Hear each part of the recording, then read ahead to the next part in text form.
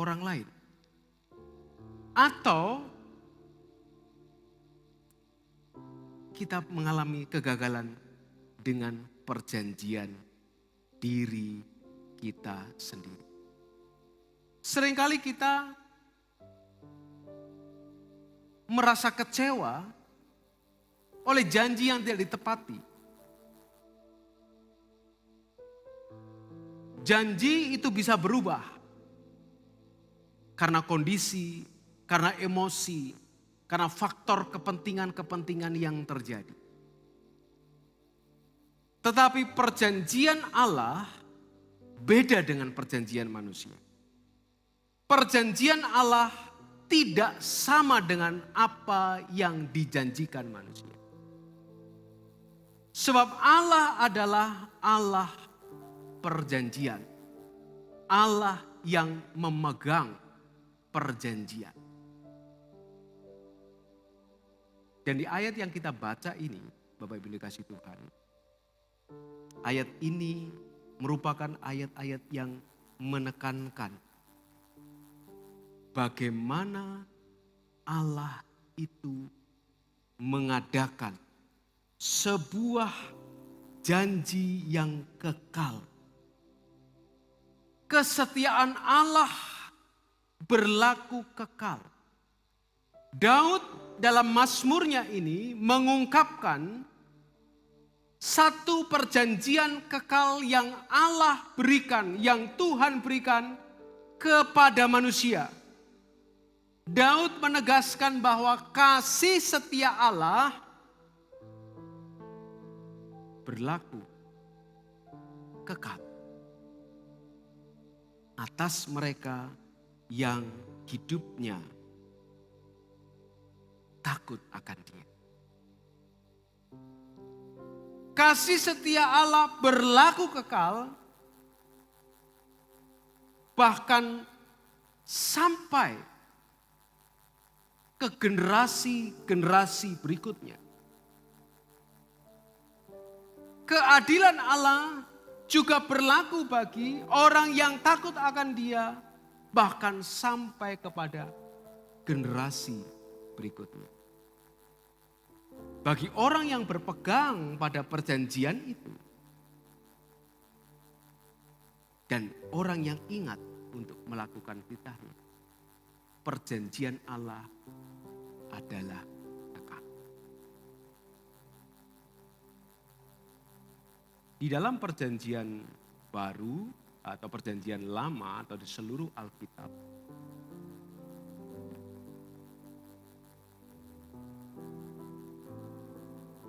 Allah menyatakan berbagai macam perjanjian di sana.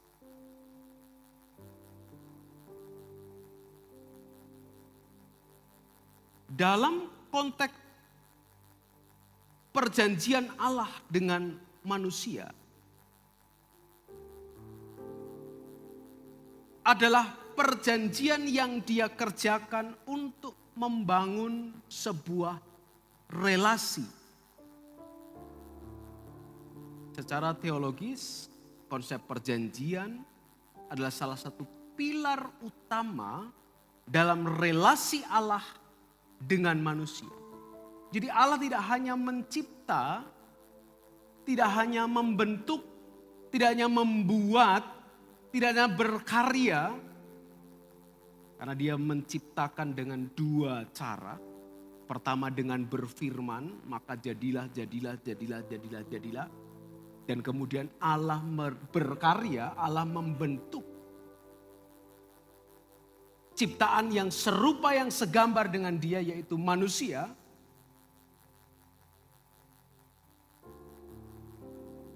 Maka Allah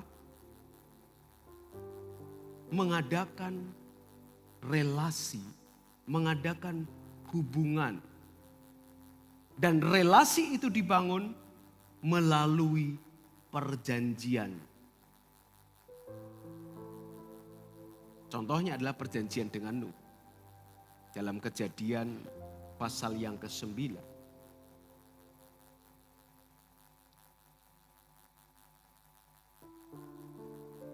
Dalam Kejadian pasal yang ke-9 kita bisa temukan perjanjian dengan Nuh.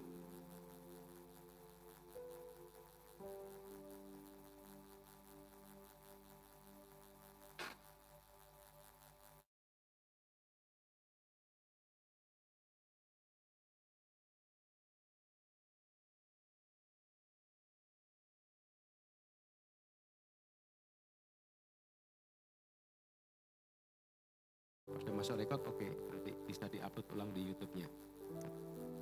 Kembali ke perjanjian Nuh di Kejadian 9. Setelah Allah menghukum dunia ini dengan air bah, ada satu janji yang Allah katakan di sana, tidak akan lagi Allah menghukum bumi dengan air bah sehingga dia berikan pelangi. Sebagai tanda perjanjian. Allah tidak akan membinasakan bumi dengan air bah. Perjanjian Allah dengan Abraham di Kejadian 12, di Kejadian 15. Allah akan memberikan Abraham keturunan yang begitu banyak. Seperti bintang di langit, seperti pasir di lautan. Allah berjanji akan memberikan tanah perjanjian. Dan Allah berjanji akan menjadikan Abraham, keturunannya menjadi berkat bagi banyak bangsa. Kemudian perjanjian Allah dengan Musa. Atau lebih tepatnya perjanjian Allah dengan Israel melalui Musa. Dalam kitab Keluaran pasal 19 sampai 24. Di sana Allah memberikan hukum-hukum yang menjadi pedoman kehidupan umat Tuhan. Kehidupan umat perjanjian. Kemudian Allah memberikan perjanjian pula pada Daud. Bahwa keturunannya akan memerintah untuk selama-lamanya. Dan Daud menjadi sebuah standar yang Allah berikan. Setiap kali ada pergantian pimpinan. Allah selalu menyatakan kepada raja yang baru. Jika engkau hidupmu seperti nenek moyangmu Daud. Maka aku akan membuat kerajaanmu tetap untuk selama-lamanya. Tapi jika engkau tidak, kerajaanmu akan. Dan yang luar biasa, tidak dalam perjanjian lama Allah mengadakan perjanjian, mengadakan relasi, mengadakan hubungan dengan manusia. Di perjanjian baru, di masa perjanjian baru ini, Allah juga mau adakan perjanjian yang luar biasa melalui Kristus Yesus.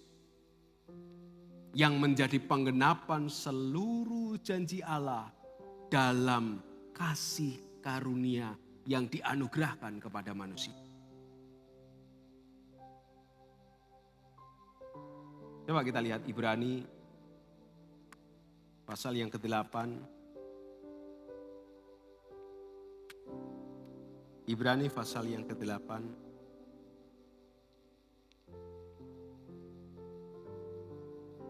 Ayat yang ke-6. Ibrani 8 ayat yang ke-6. Tetapi sekarang ia telah mendapat satu pelayanan yang jauh lebih agung. Karena ia menjadi perantara dari perjanjian yang lebih mulia.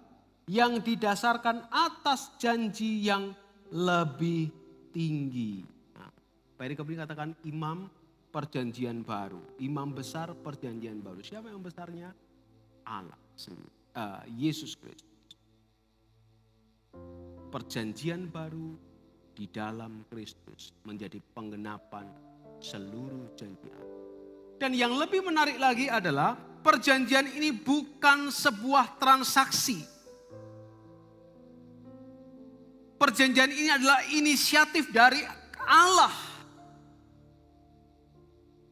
Karena Allah mengasihi manusia, maka Allah berinisiatif mengadakan perjanjian dengan manusia.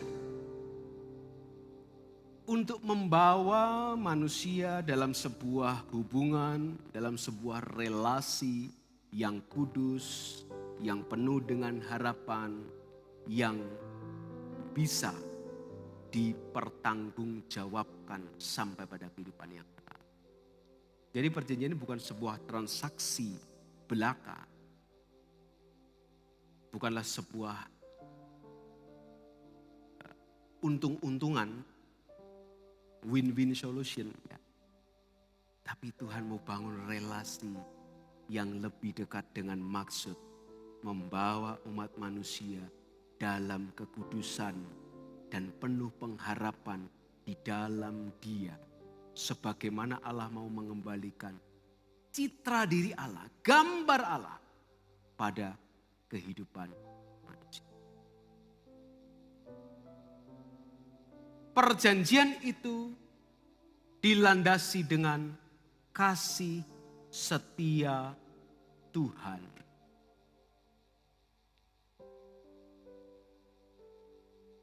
Di Mazmur 103 tadi dikatakan di ayat yang ke-17, tetapi kasih setia Tuhan dari selama-lamanya sampai selama-lamanya. Kasih setia Tuhan ini adalah kualitas ilahi yang tidak tergoyahkan. Kenapa? Karena kasih dari Allah ini kasih yang sangat aktif. Perjanjian Allah kepada manusia adalah inisiatif dari Allah. Bukan dari manusia. Ketika manusia jatuh ke dalam dosa, Allah inisiatif cari manusia. Manusia enggak cari Allah. Pada waktu mau mengadakan perjanjian, Tuhan pun berinisiatif. Secara aktif. Dia mau memberikan kasih. Dia memberikan kesetiaannya. Dan ini kualitasnya luar biasa. Tidak tergoyahkan. Kasih Allah kepada kita, kasih yang bertahan. Sekalipun seringkali umatnya ini gagal.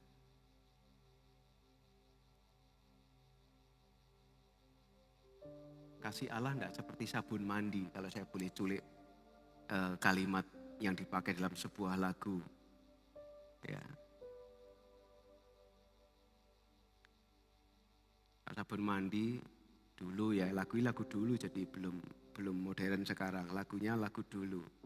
Sabun mandinya sabun pelok. Kalau habis dipakai pertama masih wangi. Ya. Udah mulai 10 hari gitu sudah mulai nipis. Ikut nipis juga wanginya, bahkan mungkin hilang, busane hilang, buang, ganti baru. Tapi kasih Allah tidak akan pernah lekang oleh waktu. Meskipun umatnya gagal, meskipun umatnya tidak berhasil secara total, kasih Allah tidak berubah. Kasih Allah tetap sama. Kasih Allah tidak tergoyahkan. Tidak terpengaruh pada kondisi emosional kita. Kita sedang mood, kita sedang bergembira, kita sedang sedih, kita sedang bersuka cita, kita sedang terpuruk. Allah tetap sama, kasihnya tetap sama, perjanjiannya tetap sama. Itu sebabnya dalam Ratapan pasal 3 itu dikatakan tak berkesudahan kasih setia Tuhan. Tak habis-habis rahmatnya, selalu baru setiap pagi. Bapak Ibu yang hadir Rabu kemarin melihat sebagian dari Ratapan 3 ini.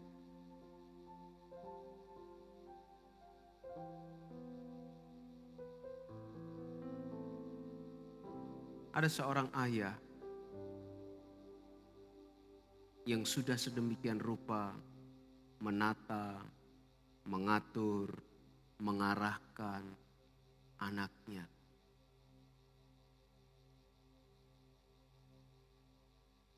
Tetapi anak itu gagal. Seorang ayah di dunia ini bisa kecewa, bisa marah, dan sampai pada tahap kekecewaan dan mungkin memutuskan hubungan.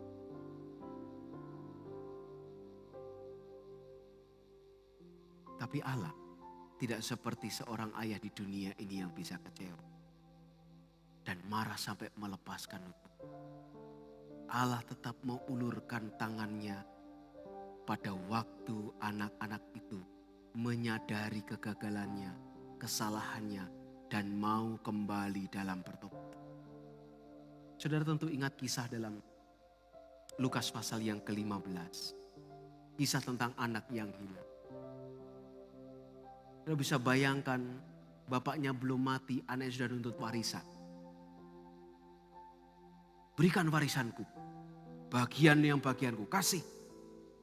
Dan kita tahu bagaimana dia keluar dari rumah bapaknya, dia berfoya-foya, dia hamburkan semua itu, dan dia gagal dalam. Sampai dia berpikir, di rumah bapakku seorang hamba saja enggak sampai makan ampas babi.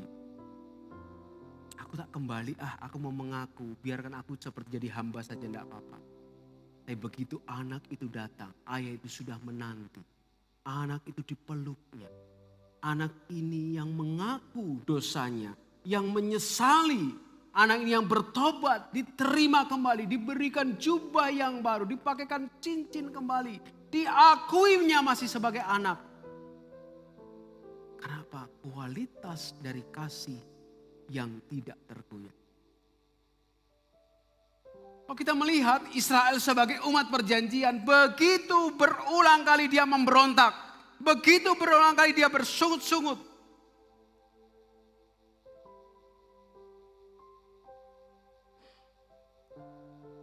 Berulang kali dia melanggar titah Tuhan, berulang kali dia melawan keputusan-keputusan dari Tuhan. Tetapi Allah tetap mau menerima ketika dia bertobat. Ketika orang Israel bertobat, ketika orang Israel kembali ke jalan yang benar, Allah mau terima. Allah mau mengampuni. Allah mau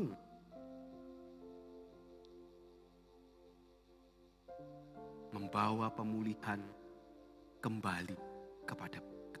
Ini membuktikan kasih setia Tuhan punya kualitas yang tidak tergoyahkan. Perjanjiannya kekal. Melalui kasih setia yang dia janjikan kepada kita sebagai anak-anak Tuhan, dia tetap pegang teguh perjanjiannya sekalipun kita gagal. Kita pernah jatuh, kita pernah berdosa, kita pernah melakukan kesalahan. Tetapi saat kita mengakui kembali kesalahan kita kepada Tuhan, bertobat dan kembali kepada Tuhan, dengan tangan terbuka, Allah menerima kita, Allah mengampuni kita, dan Allah mau kembali memulihkan kehidupan.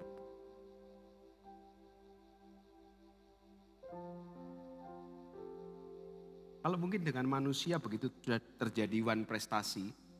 Apa itu one prestasi? One prestasi itu tidak memenuhi sebuah kesepakatan.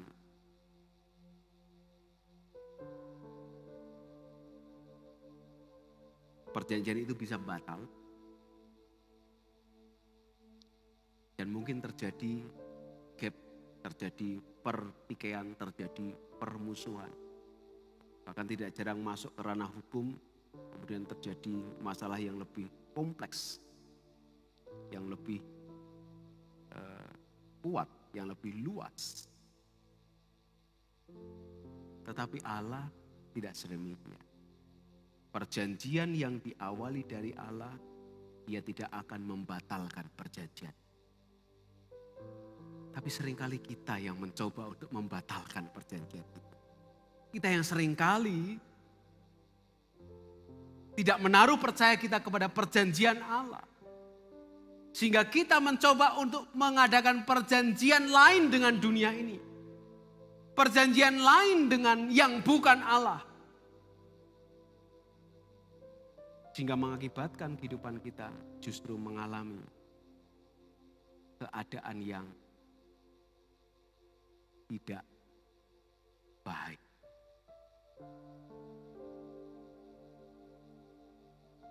Sebagai orang yang terima perjanjian Allah,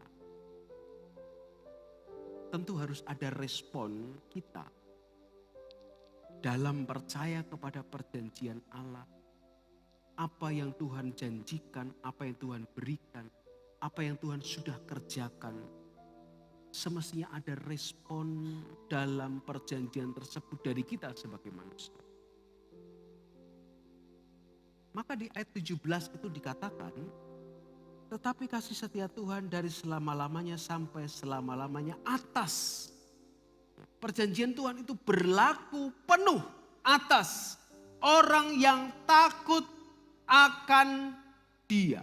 Orang yang takut akan Allah.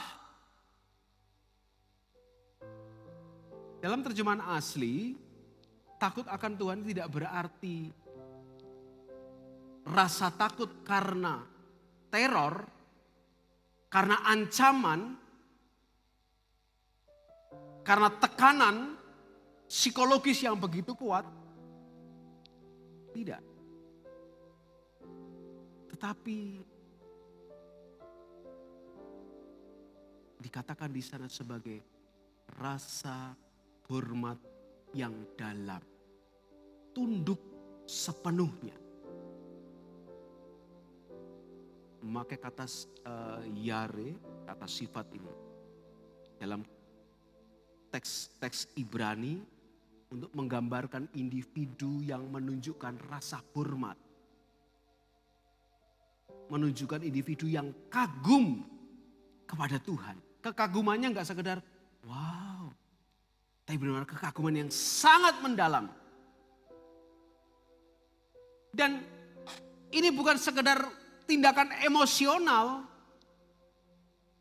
Bukan sekedar tindakan yang sesaat. Tetapi orang-orang yang takut akan Dia ini adalah sebuah tindakan yang disertai dengan komitmen untuk hidup sesuai dengan perintah dan ketetapan Tuhan. Orang yang takut akan Tuhan, dalam teks Ibrani sering dikatakan untuk menyoroti karakter-karakter yang setia, karakter-karakter yang taat. Yang seringkali dikontraskan dengan karakter-karakter yang jahat atau memberontak.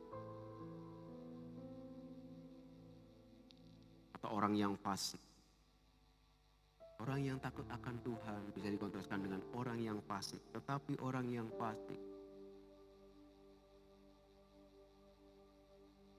dalam perjanjian lama, orang yang takut akan Tuhan atau dalam teks asli itu pakai kata yare, banyak digunakan untuk menggambarkan tokoh-tokoh seperti Ayub yang hidup dengan takut dan jujur setia dengan Tuhan. Kitab-kitab Mazmur juga pakai mereka yang takut, pakai kata yang sama.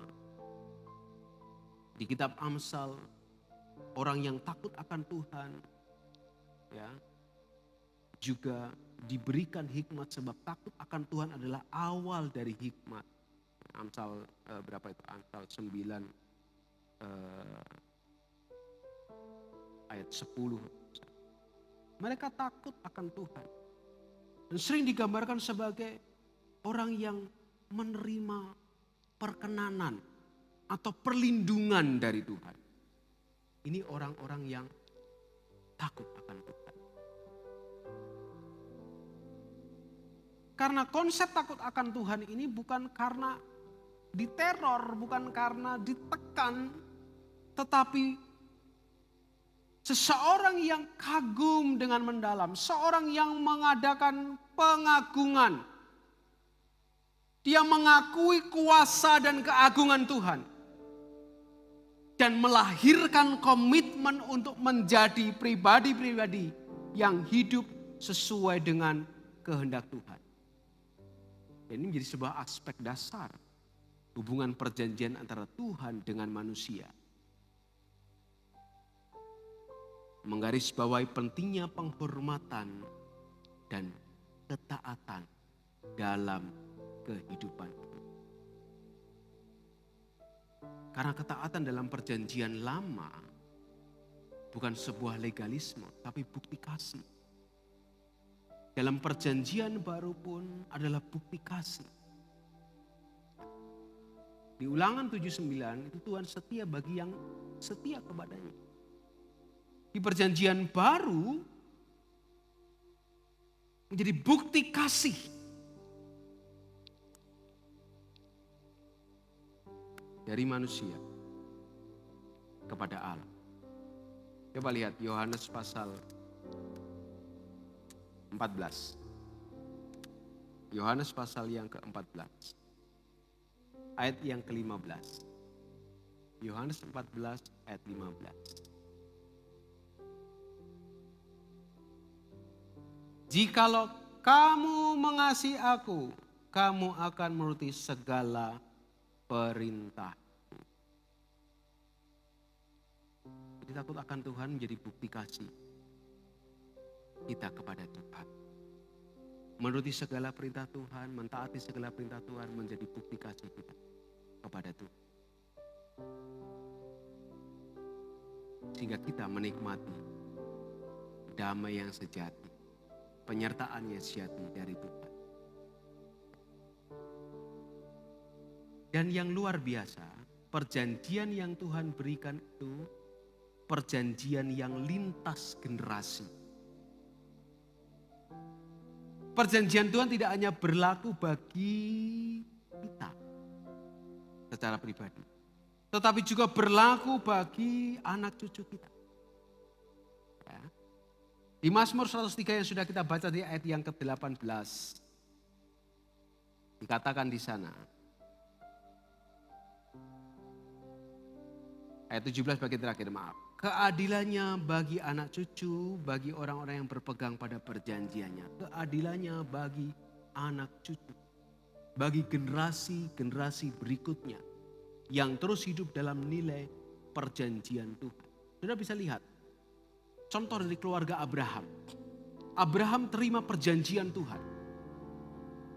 Tidak hanya saja Abraham yang terima perjanjian Tuhan, tapi Ishak anaknya. Tidak hanya Ishak, Yakub cucunya. Tidak hanya Yakub atau disebut Israel, tapi juga 12 anak Israel mewarisi perjanjian Allah yang dijaga dan diteruskan sampai anak cucu.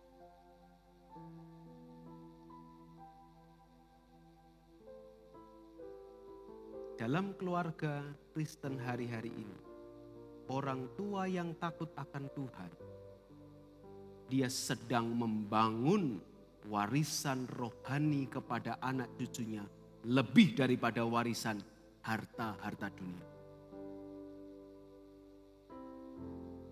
Dalam perjanjian baru ada contoh Timotius. Paulus begitu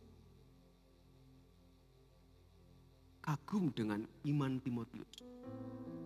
Dia nyatakan, aku kagum dengan iman. Aku tahu imanmu. Iman yang juga hidup pada ibumu dan nenekmu. Dari Louis, Eunike, ke Timotius.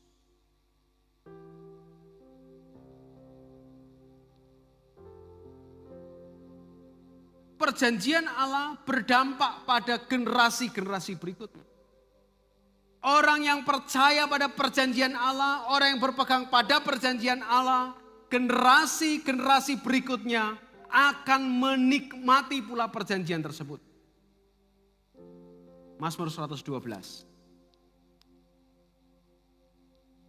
Mazmur 112 ayat 1 dan 2 itu katakan. Berbahagialah orang yang takut akan Tuhan, yang sangat suka kepada segala perintahnya. Ayat yang kedua, anak cucunya akan perkasa di bumi.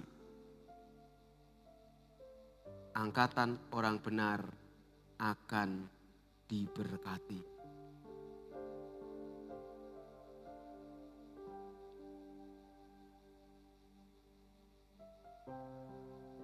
Dan berkat yang lainnya tentu akan mengikuti. Orang yang percaya pada generasi, pada perjanjian Allah, akan menghasilkan dampak lintas generasi. Perjanjian Kristus kepada kita juga akan digenapi. Kristus menjadi perantara perjanjian kekal kita. Ibrani 8:6 tadi kita sudah baca. Perjanjian Kristus.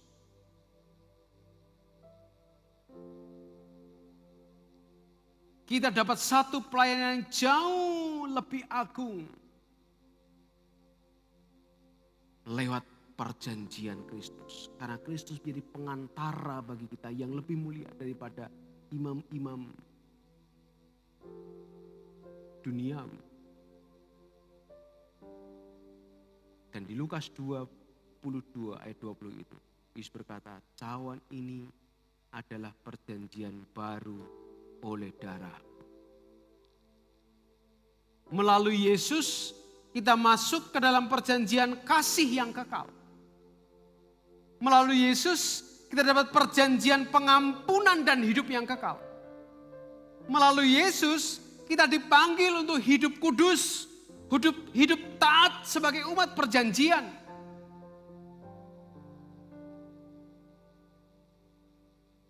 Melalui Kristus dengan perjanjiannya, kita mau dibawa untuk menikmati seluruh perjanjiannya. Bukan hanya perjanjian kita, tetapi juga keturunan kita, anak cucu kita.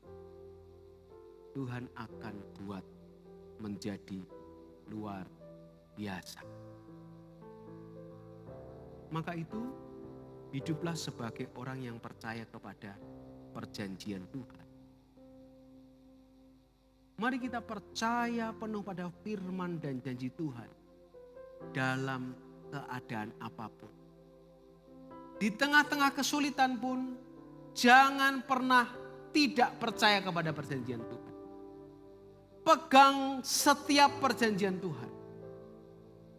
Kita lihat Abraham, sekalipun dia belum melihat janji tergenapi, dia tetap tidak bimbang. Bisa catat saja Roma pasal 4 ayat 20. Abraham itu enggak bimbang. Sekalipun dia tidak melihat atau belum melihat perjanjian itu digenapi. Abraham, pergilah dari tempatmu ke tempat yang akan kutunjukkan kepadamu. Kamu akan kujadikan bangsa yang besar. Keturunanmu seperti bintang di langit. Kamu akan menjadi berkat bagi banyak bangsa. Abraham ikut, Abraham berjalan. Sekian lama sudah. Mana ini perjanjian digenapi? Istriku belum melahirkan. 25 tahun kurang lebih. Abraham menunggu. Keturunan perjanjian itu lahir. Ishak lahir. Dan mulai, cuma satu. Lahir lagi dari Ishak, 2, Esau dan Yakub. Yakub yang terpilih untuk menjadi penerus perjanjian. Lahirlah 12 suku. Dan sampai sekarang perjanjian Tuhan tetap sama. Hiduplah sebagai orang yang percaya pada perjanjian Tuhan. Dalam hidup yang takut akan Tuhan dan taat kepadanya setiap hari. Ingat, bukan takut karena kita diancam Tuhan. Tapi karena kita ambil keputusan untuk kagum kepada Tuhan. Dan berkomitmen untuk hidup sesuai dengan perintah Tuhan. Maka perjanjian itu komitmen kita dengan Tuhan itu juga perlu kita ajarkan kepada anak-anak kita. Supaya mereka juga percaya pada setiap perjanjian Tuhan. Supaya mereka juga hidup takut akan Tuhan. Supaya mereka juga menaruh hormat kepada Tuhan.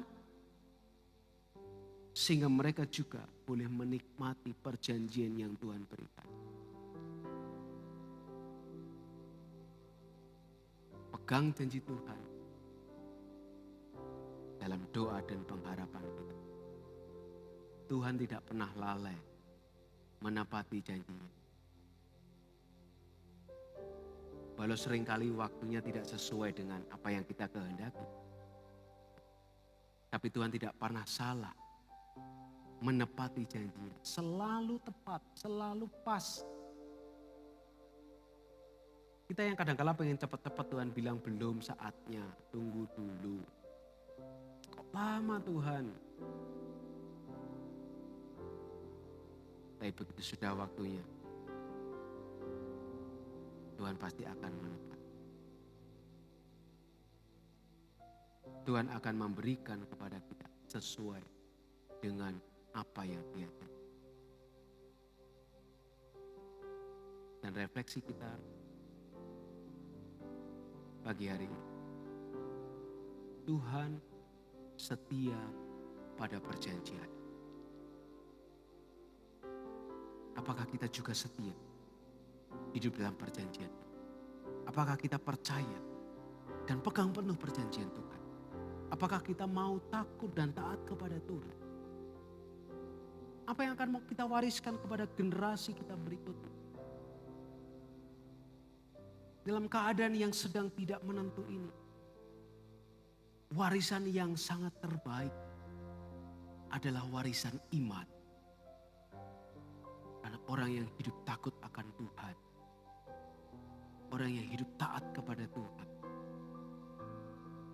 apapun yang terjadi, dia tetap akan berdiri teguh dengan iman.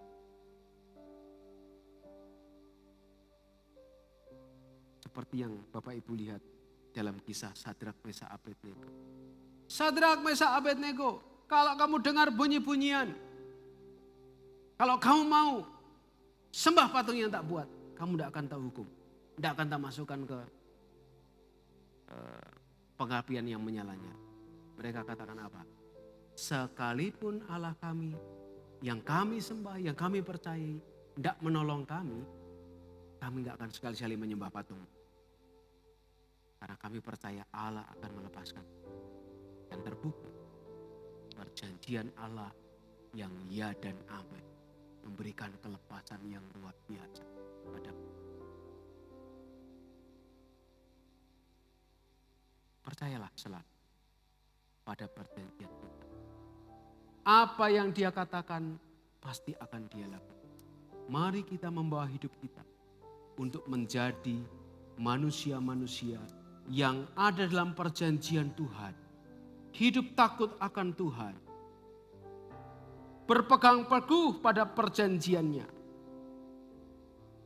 Dan melahirkan komitmen untuk melakukan setiap perintah Tuhan.